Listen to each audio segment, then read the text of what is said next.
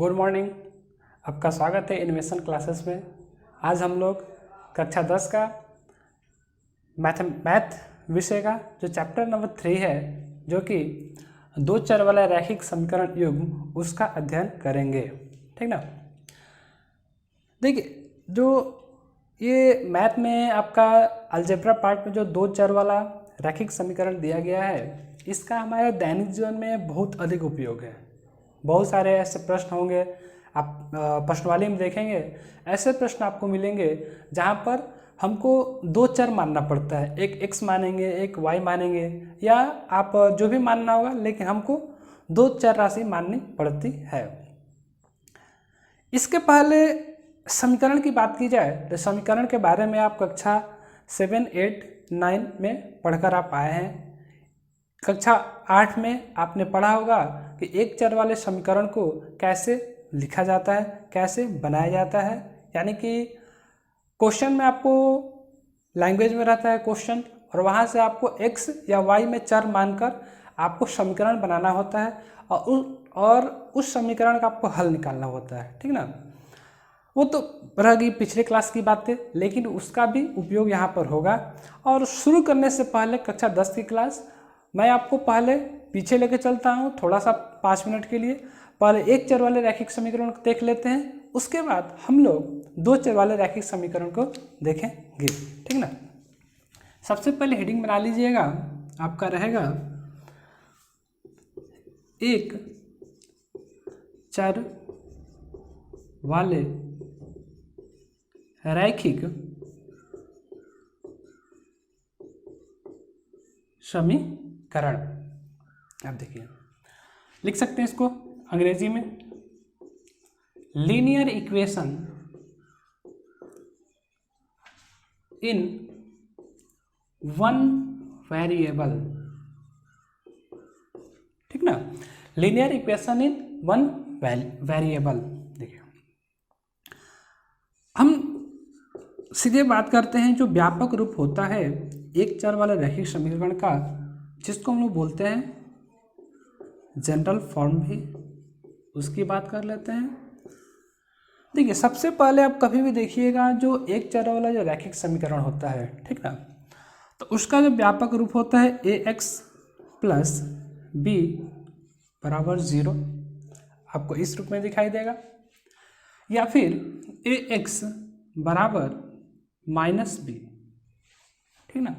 देखिए, दोनों जो आपको मैंने लिखा है, एक ax प्लस b बराबर 0, ax minus ax equal to minus b, ये दोनों आपका एक चर वाले रैखिक समीकरण का व्यापक रूप है, जनरल फॉर्म है। ठीक ना। अब देखिए, यहाँ पर कुछ कंडीशन होता है, उसको ध्यान में रखेंगे। यहाँ a तथा b वास्तविक संख्याएं, ठीक,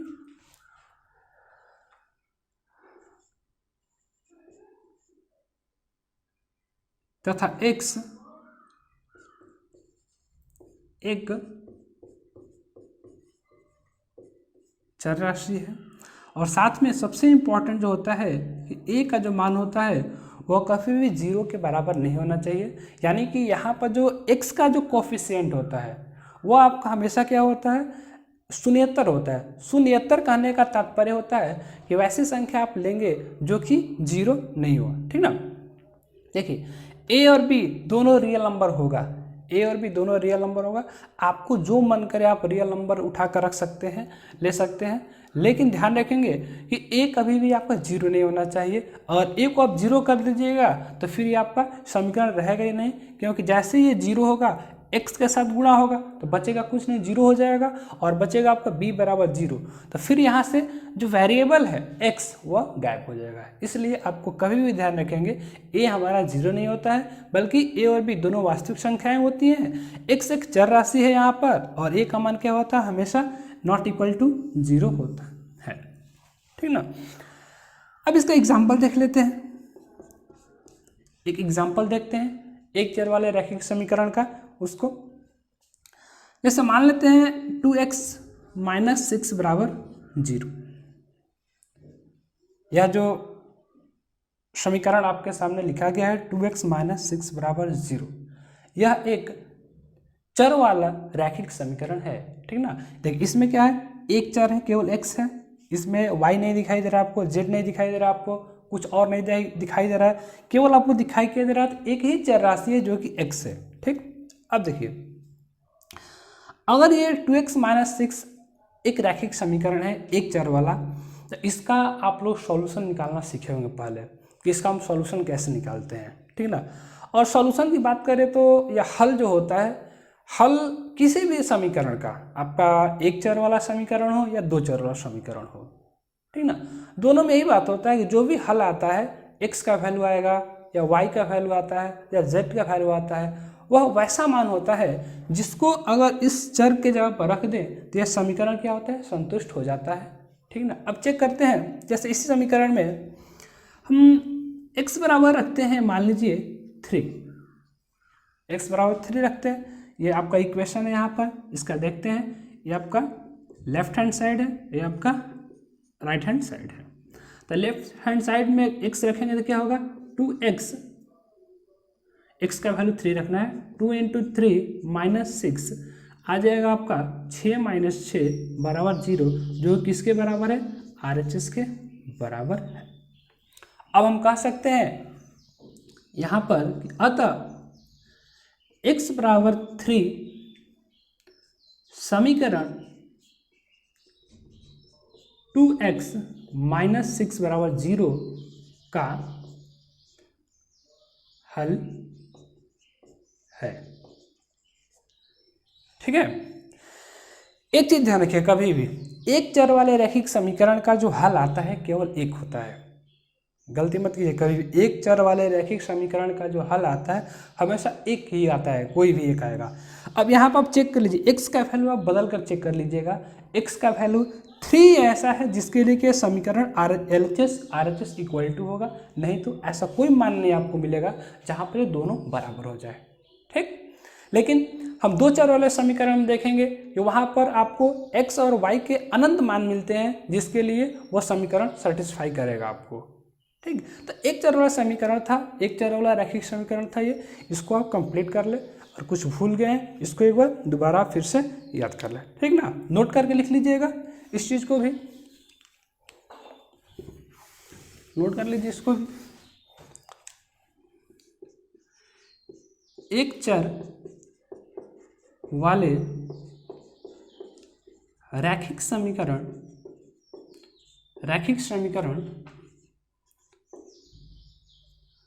के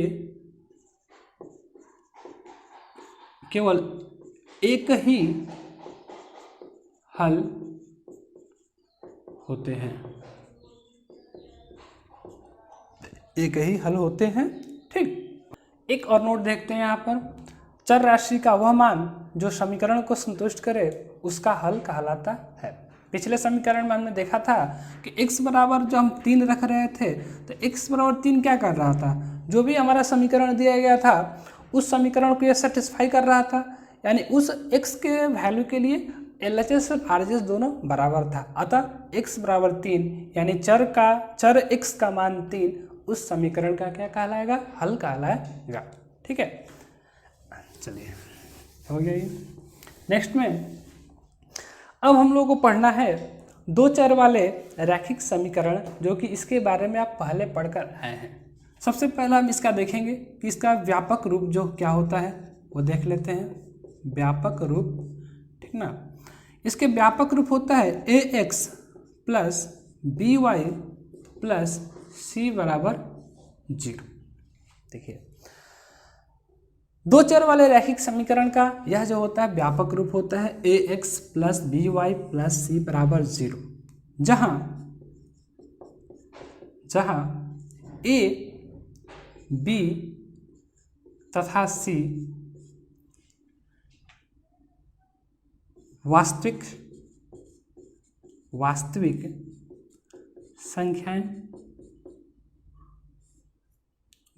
संख्याएं, ठीक। आप इसको ऐसे भी लिख सकते थे कि a, b, c belongs to real number. साथ में जो ए होता है नॉट इक्वल टू 0 होना चाहिए, बी भी क्या होना चाहिए, नॉट इक्वल टू 0 होना चाहिए। ठीक है, अगर ये दो चर वाला रैखिक समीकरण है तो दो चर वाला रैखिक समीकरण है तो कैसे है पहचान लीजिए। पहला चीज, ए क्या है, एक रियल नंबर है, बी क्या है, रियल नंबर है, सी क्या है, रियल नंबर है, ठीक ना। और यहाँ पर जो एक्स आपको दिखाई दे रहा है, एक्स ये क्या है, चर राशि है, वाई क्या है यहाँ पर, ये भी चर राशि है। तो अब देखिए इसका नाम है दो चर वाला रैखिक समीकरण। देखिए दो चर दिखाई दे रहे हैं, एक एक्स एक वाई, अतः इसको हम बोलते हैं दो चर वाला रैखिक समीकरण। अब देखिए साथ में ये कंडीशन याद रखना होगा आपको हमेशा कि ए बी तथा सी वास्तविक संख्याएं होती है, रियल नंबर होता है, और ए नॉट इक्वल टू 0 और बी नॉट इक्वल टू 0 होता है। कोई दिक्कत? एक चीज और ध्यान रखिए यहाँ पर कि जो इस कंडीशन को, इस वाले को, इसको इस रूप में भी हम याद रख सकते हैं, A square plus B square not equal to 0 होना चाहिए। ठीक, अब हम लेते हैं एक एग्जाम्पल जो कि दो चर वाला रैखिक समीकरण का एक एग्जाम्पल लेते हैं। देख लीजिए एग्जाम्पल, एक एग्जाम्पल, ठीक ना, ले लेते हैं एग्जाम्पल। देखिए पहला जो यहाँ से आपका क्वेश्चन पूछता है दो चर वाले में कि आपको इक्वेशन देगा, आपको चार इक्वेशन देगा और पूछेगा क्वेश्चन में कि बताइए निम्नलिखित में से कौन सा दो चर वाला रैखिक समीकरण है या नहीं है, ठीक ना।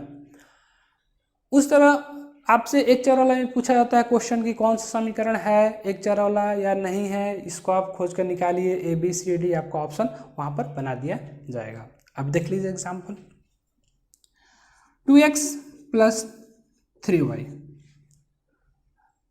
Minus 5 equal to 0।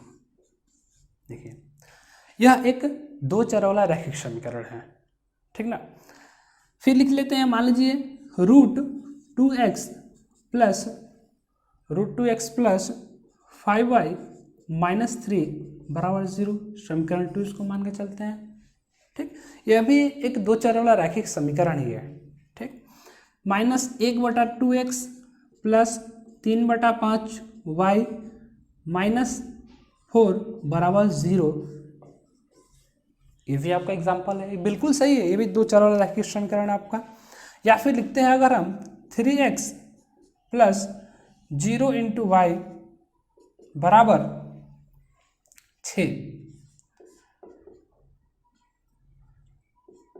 समीकरण 4। देख लीजिए यहां पर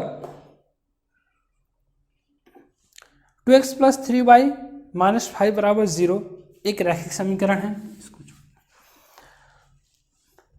x एक वेरिएबल है, y एक वेरिएबल है यहाँ पर, ठीक ना।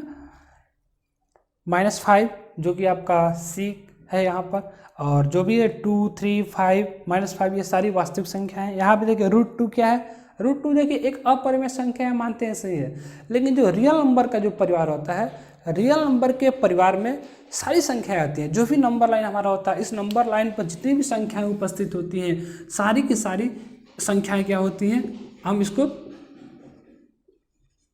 नाम ही है रियल नंबर लाइन, वास्तविक संख्या रेखा। यानी जितनी भी संख्या एग्जिस्ट करती है वो सारी संख्याएं हम यहाँ पर ले सकते हैं, वो परिमेय हो या अपरिमेय हो, कोई उससे मतलब नहीं है। √2x प्लस 5y माइनस 3 ये भी आपका दो चर वाला रैखिक समीकरण है। फ्रैक्शन है ये, यहाँ पर संख्या है, ये भी आपका क्या है, दो चर वाला रैखिक समीकरण है, ठीक ना। अब यहाँ पर आप लोग सीख गए हैं कि दो चर वाले रैखिक समीकरण का जो व्यापक रूप होता है कैसा होता है, ax plus by plus c बराबर 0। ध्यान रखेंगे आपसे क्वेश्चन पूछेगा निम्नलिखित में से कौन सा दो चर वाले रैखिक समीकरण का व्यापक रूप है, इसको दिमाग में रखेंगे, ax plus by plus c बराबर 0। हाँ, कभी कभी ऐसा हो सकता है कि आपसे कर दे इसको ऐसे, ax प्लस by बराबर c माइनस c, याद रखिए यह भी क्या होगा, दो चर वाला रैखिक समीकरण का व्यापक रूप ही है, ठीक ना। बस क्या किया, सी को इधर लेकर राइट साइड में लेकर चला गया और कुछ यहाँ पर नहीं हुआ है। जिस भी तरह से करें आपको ये दिमाग में रखना होगा कि दो चर चाहिए, ए बी सी और वास्तविक संख्याएं होनी चाहिए, तो जाकर आपका ये सही होगा। ए नॉट इक्वल टू 0 होना चाहिए, बी नॉट इक्वल टू 0 होना चाहिए, और एक जो कंडीशन है इसका ए स्क्वायर प्लस बी स्क्वायर जो होना चाहिए नॉट इक्वल टू 0 होना चाहिए, ठीक ना। एक मैंने चौथा एग्जाम्पल दिया था, इसको देख लेते हैं। 3x प्लस 0 इंटू वाई बराबर 6, 4 नंबर। यह भी ध्यान रखेंगे, यह भी एक दो चर वाला रैखिक समीकरण ही है, ठीक ना। क्योंकि इसको अगर आप दो चर रैखिक समीकरण बनाना चाहते हैं तो आपको इसको कंक्लूड करना, ये वाले कंडीशन को आपको अप्लाई करना होगा। क्योंकि देखिए यहाँ पर क्या कर रहा है, ए स्क्वायर प्लस बी स्क्वायर का जो जोड़ होना चाहिए 0 नहीं होना चाहिए। देख लीजिए यहाँ पर ए क्या है 3 स्क्वायर प्लस यहाँ बी क्या है 0 स्क्वायर, क्या हो रहा है आपका 9 आएगा, 0 आ रहा है नहीं ना। देखिए इस तरह से सही है, नॉट इक्वल टू 0 है आपका, ये नॉट इक्वल टू 0 है। इस कंडीशन को अगर अप्लाई करते हैं, यह भी जो हमारा ऑप्शन है ये भी सही है, ये भी दो चर वाला रैखिक समीकरण आपका। एक दो चर वाले रैखिक समीकरण का एग्जांपल लेते हैं और उसका हल निकालने का प्रयास करते हैं कि दो चर वाले रैखिक समीकरण का कितना हल होता है, एक हल होता है, दो हल होता है, तीन हल होता है या फिर अनंत हल होता है, ठीक ना। उसको चेक करेंगे। एक समीकरण है, दो चर वाला रैखिक समीकरण है, ठीक। अब मान लेते हैं यहाँ पर x बराबर 1 तथा y बराबर 1 रखने पर LHS देख लेते हैं क्या होता है। LHS में आपका दिया गया है 2x प्लस 3y, ठीक। इसको हल करते हैं, वैल्यू रखते हैं 2 इंटू 1 प्लस 3 इंटू 1 हो जाएगा 2 प्लस 3 यानी कि 5 आएगा यहाँ से, ठीक ना। अब जो यहाँ 5 आ रही है, 5 किसके बराबर है, RHS के बराबर है, बराबर है ना, बिल्कुल बराबर है। अब आप कह सकते हैं यहाँ से कि अतः x बराबर 1 तथा y बराबर 1 समीकरण 2x प्लस 3y बराबर 5 का एक हल है, ठीक है, कोई दिक्कत। अब चलिए, अब मान लीजिए एक हो गया, अब हम रखते हैं सेकंड में x बराबर, मान लीजिए रखते हैं, चलिए x बराबर 10 रख लेते हैं और y बराबर रख लेते हैं कितना 5 रख लेते हैं, -5 रख लेते हैं, y बराबर -5 रख सकते हैं, कोई प्रॉब्लम नहीं है, ठीक। अब देखिए समीकरण क्या हो जाएगा, LHS इसका 2 इंटू 10 प्लस 3 इंटू -5, ठीक ना। ये हो जाएगा 20 माइनस 15 यानी बचेगा आपका 5 बराबर क्या हो जाएगा आपका RHS। यानी कि आप कह सकते हैं यहाँ से भी कि अतः x बराबर 10 तथा y बराबर -5 समीकरण का एक हल है। कोई दिक्कत यहाँ तक, समीकरण का एक हल है। देखिए एक और मान रख के चेक करते हैं, देखिए क्या होता है, x का y का वैल्यू एक और लेते हैं अलग से और देखते हैं वहाँ पर क्या होता है, ठीक। चलिए मान लीजिए x बराबर, यदि x बराबर हम ले लेते हैं इस बार 1 तथा y बराबर 7 लेने पर, ठीक। यहाँ पर हो जाएगा 2 इंटू 1 प्लस 3 इंटू 7 LHS है, ये बन जाएगा आपका 2 प्लस 21 यानी कि कितना 21 2 23। यह क्या बराबर है आपका RHS का, बराबर नहीं है। देखिए अब नीचे लिखेंगे यहाँ पर अतः x बराबर 1 तथा y बराबर 7 समीकरण का हल नहीं है। देखिए एक चीज आप यहाँ से निष्कर्ष निकाल कर रख सकते हैं कि कभी भी दो चर वाला रैखिक समीकरण होगा तो दो चर वाले रैखिक समीकरण का जो हल होता है वो एक से अधिक होता है और अनंत होता है, अपरिमित होता है। कभी भी याद रखेंगे, दो चर वाले रैखिक समीकरण का जो हल होता है एक नहीं हो सकता है, वो अनंत होता है। लेकिन एक चर वाला रैखिक समीकरण अगर रहेगा तो उसका जो हल होता है हमेशा केवल एक ही आता है, एक युग्म मिलेगा आपको x और y का। लेकिन यहाँ पर अनंत अनेकों आपको x और y के युग्म मिल सकते हैं, जिसके लिए कि LHS RHS दोनों क्या होगा, इक्वल टू हो जाएगा। हमने पिछले एग्जाम्पल में देखा था 2x + 3y का जब इक्वल टू 5 जब हल किया था, तो इसके 3 मानों के लिए हमने चर्चा किया था, x बराबर 1, y बराबर 1 पर। तो यहाँ पर 1 समीकरण का हल था, ठीक, सेटिस्फाई कर रहा था। 10 जो -5 ये भी समीकरण का हल था। लेकिन 1 जो 7 यानी x का वैल्यू जब 1 लिए थे और y का वैल्यू जब 7 लिए थे, तो यह समीकरण को सेटिस्फाई नहीं कर रहा था, यानी LHS और RHS दोनों इक्वल टू नहीं हो रहा था, ठीक ना। अब देखिए यहाँ से एक सबसे जो इम्पोर्टेंट बात आती है कि अगर समीकरण का हल है तो इस चीज़ का आपको ध्यान रखना है कि ज्योमेट्रिकल मीनिंग क्या होता है, ज्यामितीय अर्थ क्या है इसका, ठीक है ना। इसको समझने का प्रयास करेंगे कि आखिर में इस चीज़ का जियोमेट्रिकल मीनिंग क्या होता है, जियोमेट्रिकल मीनिंग। आपको मालूम होना चाहिए कि अगर जो भी दो चर वाले रैखिक समीकरण होते हैं तो उसका जो ग्राफ होता है क्या होता है, एक सरल रेखा होता है, ठीक। मान लीजिए यही आपका ग्राफ है, 2x + 3y = 5 का ये ग्राफ है, मान लीजिए, ठीक ना। हम बनाए नहीं, माने हैं कि ये मेरा 2x + 3y = 5 का एक ग्राफ है। अब देखिए ग्राफ है तो क्या होता है, जो यहाँ पर 1, 1 समीकरण को सेटिस्फाई कर रहा है। अगर ये समीकरण को सेटिस्फाई कर रहा है तो हो ना हो जो 1, 1 होगा वो इसी लाइन पर कहीं ना कहीं एग्जिस्ट करेगा, ठीक। जो 10, -5 है यह भी इसी लाइन पर कहीं ना कहीं जाकर लाई करेगा, ठीक ना। और जो 1, 7 है यह इस लाइन से अलग रहेगा, कहीं इसका बिंदु कहीं और बनेगा, ठीक ना। मान लीजिए इसको A, B, C, यह इस लाइन पर नहीं हो सकता है। यानी कि कभी भी जो हल निकल कर आता है समीकरण का वह क्या होता है, उस लाइन पर लाई करता है जिसका वो ग्राफ होता है, ठीक। लिख सकते हैं इसको नोट करके, ज्योमेट्रिकल मीनिंग इसका लिखिएगा। बिंदु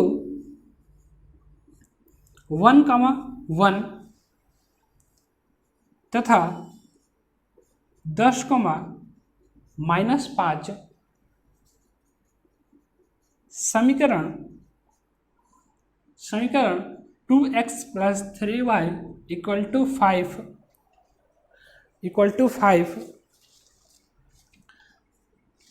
द्वारा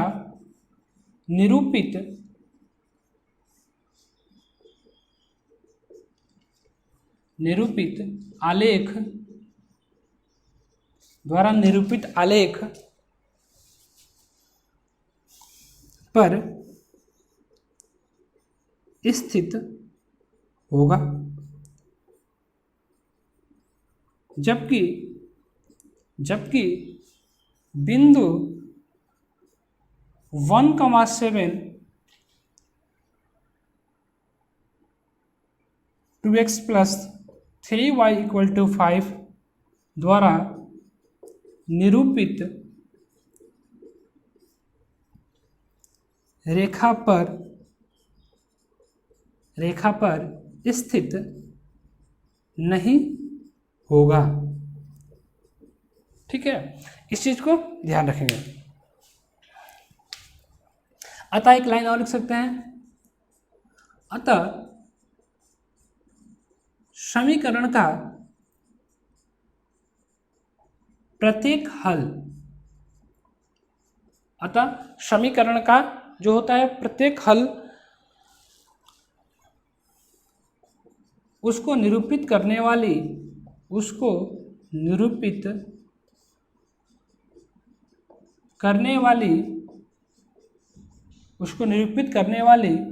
रेखा पर स्थित होता है। इस नोट को हम ध्यान से याद रखेंगे, ठीक ना। आगे हम लोग ग्राफ की चर्चा करेंगे कि दो चर वाले रैखिक समीकरण का ग्राफ कैसे बनता है, ठीक ना। 9th क्लास में इसको बनाना आप सीखे थे, लेकिन फिर से आप एक बार इसको सीखेंगे, आलेख को ड्रॉ करना, ठीक। चलिए नोट लिख लेते हैं कुछ।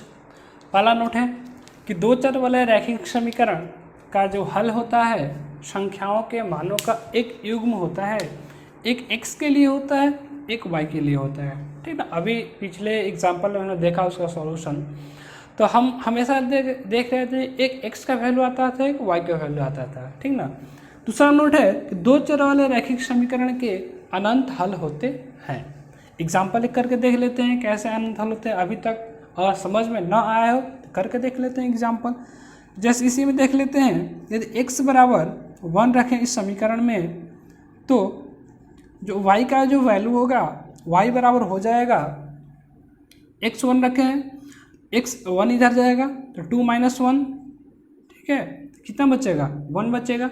यानी कि 1, 1 समीकरण का क्या होगा, एक हल होगा, समीकरण का एक हल है, ठीक ना।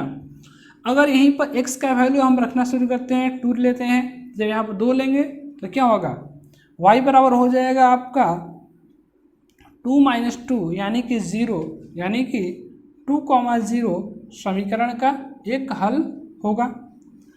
x बराबर अगर हम लेते हैं 3 तो y का जो वैल्यू आ जाएगा वो हो जाएगा 2 - 3 यानी कि -1, अर्थात 3, -1 समीकरण का एक हल होगा। आप इसी तरह से x के वैल्यू को बढ़ाते जाएंगे या x के वैल्यू को आप कम करते चलिएगा, आपको y का कोई ना कोई वैल्यू मिलते जाएगा, यानी कि आपको युग्म मिलेगा x और y में जो कि समीकरण का हल होगा, ठीक ना। तो एक चीज़ यहाँ से प्रूफ हो जाता है कि जो भी दो चर वाले रैखिक समीकरण होते हैं उनके अनंत हल होते हैं, ठीक है। अब हम लोग जो पढ़ेंगे दो चर वाले रैखिक समीकरण युग्म, pair of linear equation in 2 variable.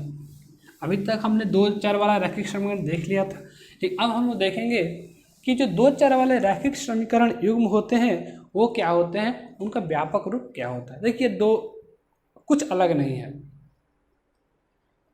आप दो चर वाले रैखिक समीकरण के बारे में जानते हैं, उसके एग्जाम्पल आप पहचान सकते हैं, तो उसमें भी और इसमें कोई अंतर नहीं। जैसे मान लीजिए कि x + y = 2 क्या है, एक दो चर वाला रैखिक समीकरण है, ठीक। इसको समीकरण 1 मान लेते हैं। x - y = 2 यह क्या है, यह भी दो चर वाला रैखिक समीकरण है, ठीक ना।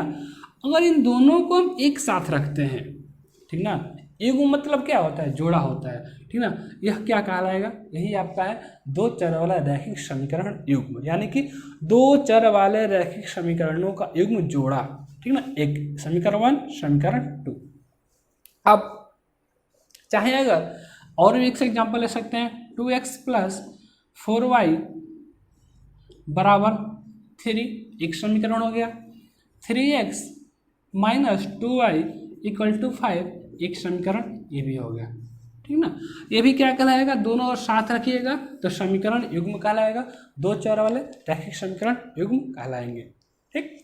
तो अब तो आपका जो प्रश्न पूछेगा यहाँ से पूछेगा ही, साथ में आपको व्यापक रूप भी देखना होगा कि व्यापक रूप क्या होता है दो चर वाले रैखिक समीकरण युग्म का, ठीक ना। Pair of linear equation in 2 variable देख लेते हैं।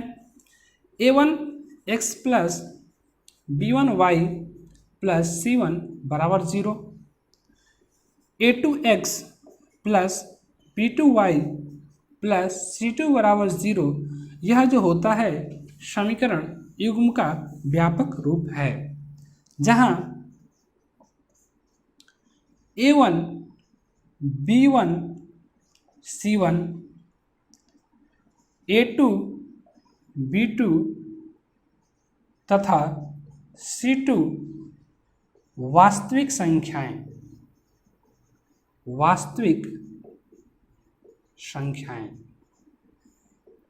ठीक।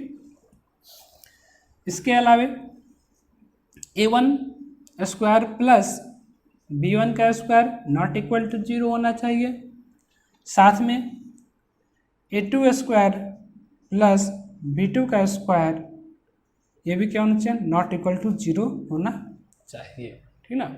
अगर ऐसा कंडीशन आपको मिलता है तो आप इसको कह सकते हैं कि यह जो दो चर वाले रैखिक समीकरण युग्म का व्यापक रूप। इसके आगे की चर्चा हम अगले क्लास में करेंगे। अगले क्लास में हम देखेंगे इसका ग्राफ कैसे होता है, कुछ क्वेश्चन करेंगे, ठीक ना, कुछ अच्छे क्वेश्चन करेंगे, कुछ क्वेश्चन के टाइप होंगे जिसको करेंगे हम यहाँ पर, और घर में आप उसको कीजिएगा, होमवर्क भी देंगे आपको। और अगर आपको हमारा वीडियो अच्छा लगा इसे लाइक करें, इसे हमारे चैनल को सब्सक्राइब करें, शेयर करें और बेल आइकॉन को बटन को दबाएं ताकि हमारे वीडियो का नोटिफिकेशन आपको सबसे पहले मिल जाए। धन्यवाद।